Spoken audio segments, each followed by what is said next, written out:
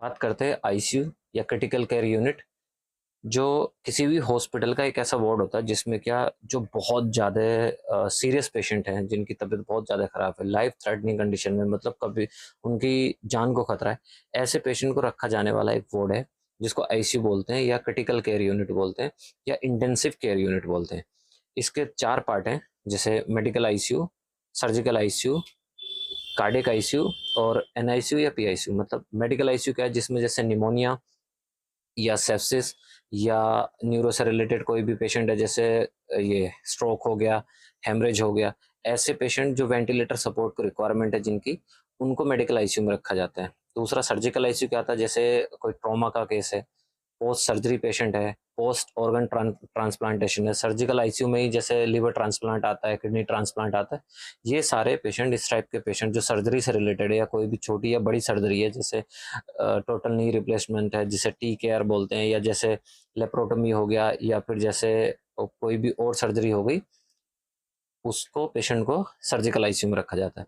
तीसरा बताया था कार्डियक आईसीयू या सीसीयू, कार्डियक केयर यूनिट या कार्डियक आईसीयू। इसमें क्या होता है, कार्डियक रिलेटेड जितने भी पेशेंट होते हैं, जैसे हार्ट अटैक का पेशेंट हो गया, पोस्ट सीएबीजी हो गया, जैसे हार्ट अटैक के लिए जो मतलब स्टंट वगैरह के डालने के बाद पेशेंट हो गया, या सीएजी पेशेंट हो गया, या ओपन हार्ट सर्जरी हो गया, बाईपास हो गया, ये सारी चीज़ जो कार्डियक रिलेटेड सर्जरी जितनी भी होती हैं, या नॉर्मल कार्डियक पेशेंट होते हैं बिना सर्जरी वाले भी, वो पेशेंट कार्डियक केयर यूनिट में रखे जाते हैं या सीसीयू में रखे जाते हैं या कार्डियक आईसीयू में रखे जाते हैं। चौथा है पीआईसीयू या एनआईसीयू। पीआईसीयू मतलब पीडियाट्रिक इंटेंसिव केयर, मतलब पीडियाट्रिक आईसीयू या नियोनेटल आईसीयू। ऐसे आईसीयू जिनमें पीडियाट्रिक, जो बच्चों के लिए आईसीयू बनाए जाते हैं, उनको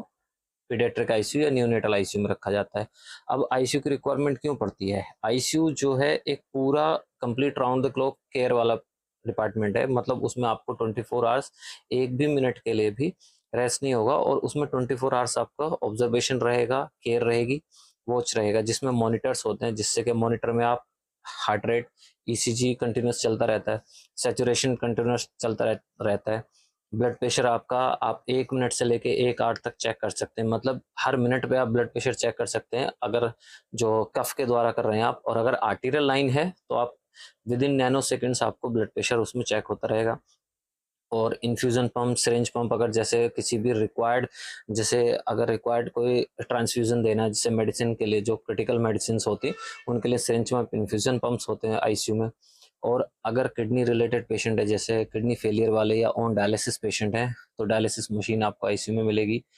ऐसे पेशेंट जिनको क्या ब्रीदिंग डिफिकल्टी है और लाइफ सपोर्ट पे हैं, जैसे वेंटिलेटर सपोर्ट है, वो आपको आईसीयू में मिलेगा। ये आपको सारे आईसीयूज में मिलेगा। तो आईसीयू केयर की ज़रूरत जिन पेशेंट को पड़ती है, जैसे रेस्पिरेटरी फेलियर के हो गए, कार्डियक फेलियर हो गया, किडनी फेलियर हो गए,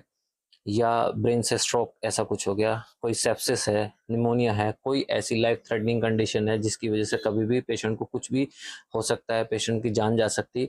उस चीज़ को बचाने के लिए पेशेंट को आईसीयू में रखा जाता है। आईसीयू में कंटिन्यूस मॉनिटरिंग के साथ साथ 24 आवर्स आपको डॉक्टर सपोर्ट, नर्स सपोर्ट हमेशा रहता है।